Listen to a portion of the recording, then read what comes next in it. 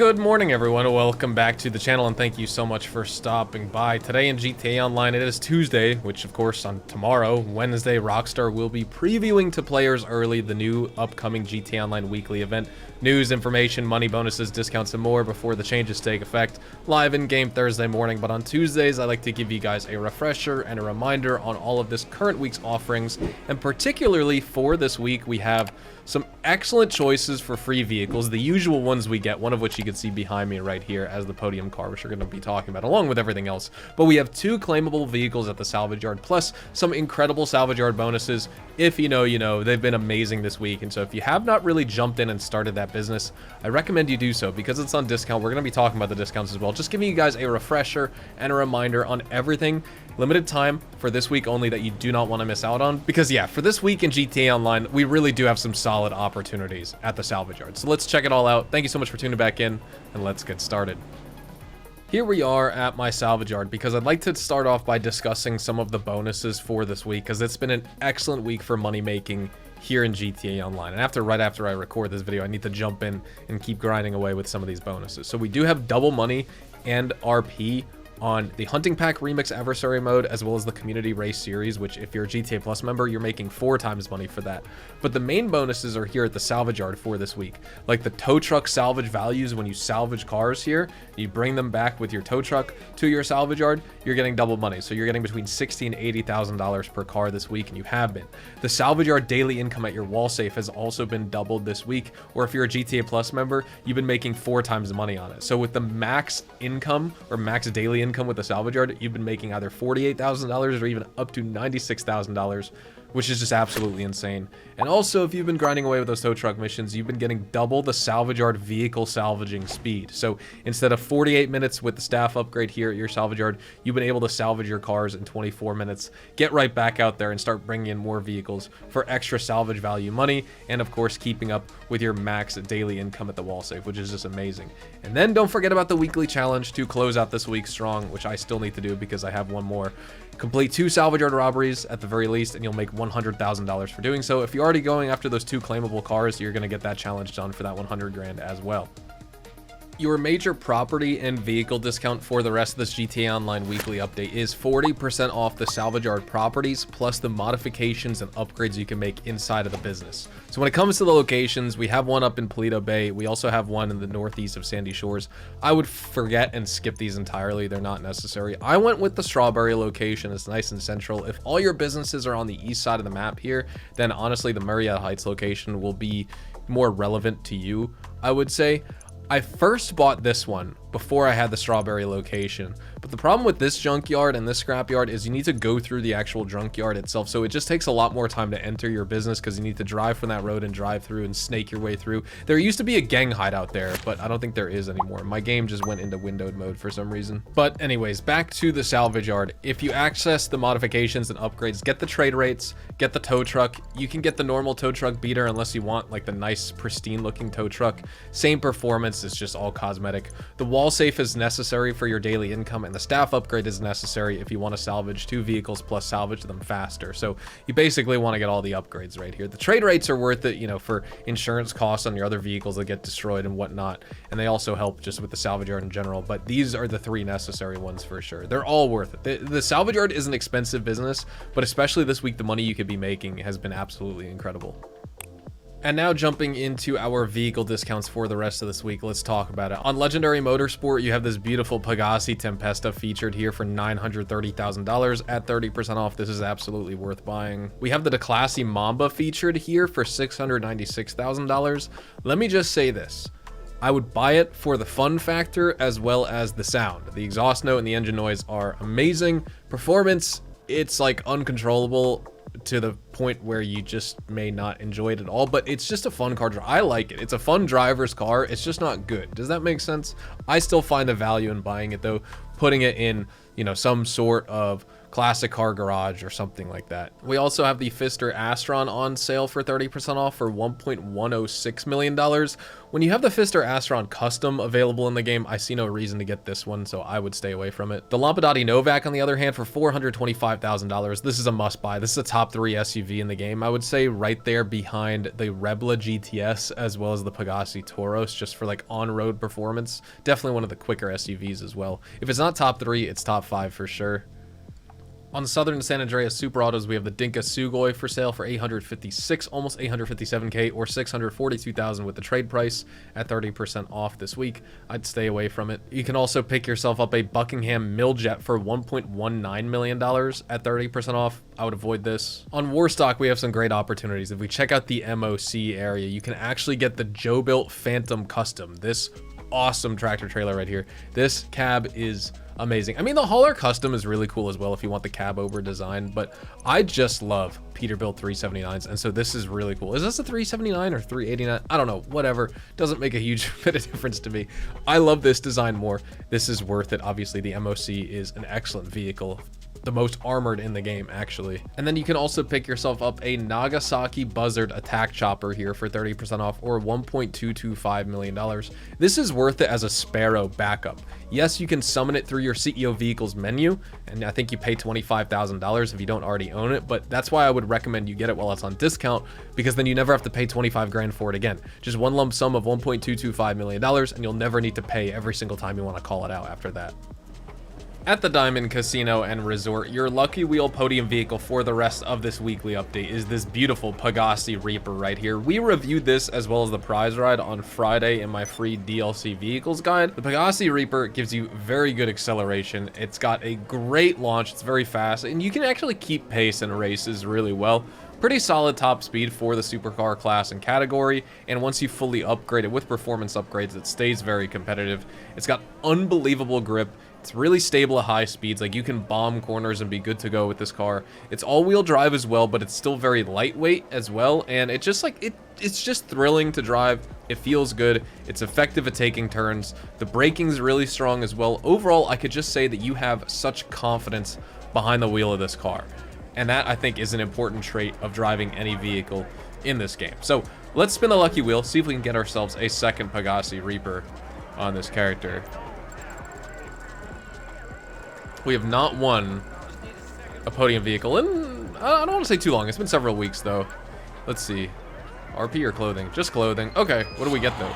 The chamois, plate carrier type of clothing unlock. Interesting. Okay, don't forget about your daily visitor chips at the cashier as well.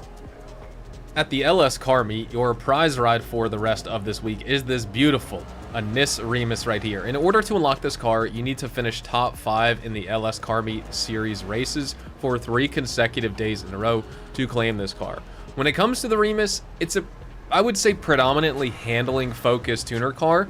With it, you get exceptional, excellent grip, very stable cornering capability, decent enough acceleration, same with the top speed, nothing crazy, nothing to write home about, nothing impressive, but just good. You know, it does what it needs to in the speed department. It can feel a little bit slow on long straightaways, but overall, what you get with this car that is the advantage of it is a very balanced driving feel. You don't get much oversteer, you don't really get any understeer either. It's very smooth. The suspension's awesome. It can absorb all the bumps really well. It's just great for like sort of street racing or technical tracks, but if you want to take it off-road, it can handle the bumps just fine. Obviously, it's not an off-roader, but it can hold its own. The traction can break if you give it a lot of throttle, but of course, if you're very controlled, very smooth with your driving inputs, this car will treat you right. When it comes to our salvage yard vehicle robberies for the week, don't forget about these limited time opportunities because we actually have 2 claimable vehicles for the week. But let's discuss the first one, the Obey Omnis EGT. It's a top range car for the week, stealable in the McToney robbery. This is not a claimable car. Later on today on twitch.tv/hazardoushdtv, I'm going to jump in and claim these 2 vehicles. These are the 2 claimable vehicle robbery cars for the week. So starting off, the Pfister Comet S2 Cabrio. This one's going to feature the LS Pounders vanity license plate. It's a top range car. You could steal it as part of the podium robbery and then claim it from there. Next up, the Lampadati Tygon. This car is going to come with the limited time LS Panic vanity plate, and this is featured in the Gangbanger robbery. So both the podium robbery and the Gangbanger robbery, these are two really easy ones. Those are my two favorites and probably the two quickest and speed runnable contracts you could do. And also, just as you can see from the sale values, if you do decide to sell and not claim them, they are top range cars, so they fetch good prices.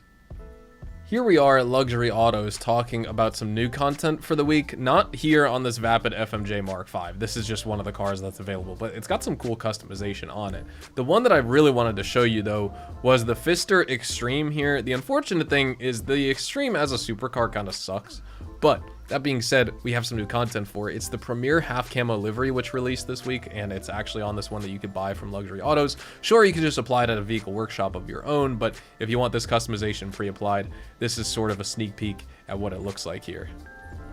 At the gun van for the rest of this week in GTA, let's check out what we have on offer. So starting off here, we have the RPG that's featured. It's going to be non-level locked if you buy it from the gun van.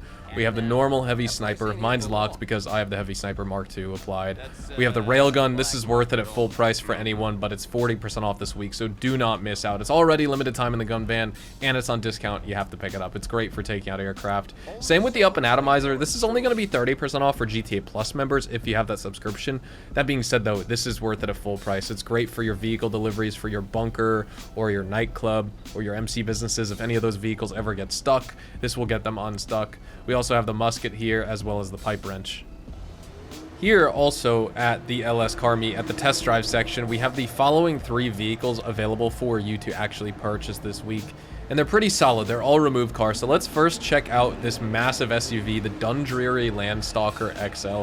Obviously, just checking out the size, it's robust. It's based on the Lincoln Navigator, and honestly, you get pretty decent performance. You get amazing off-road capability, good damage resilience, and despite this thing having a huge wheelbase and just being a massive SUV at that, it has a very surprisingly small turning radius, and so it's very maneuverable, which is cool, even at like lower speeds. If you want to buy it, it's going to run you $1,220,000.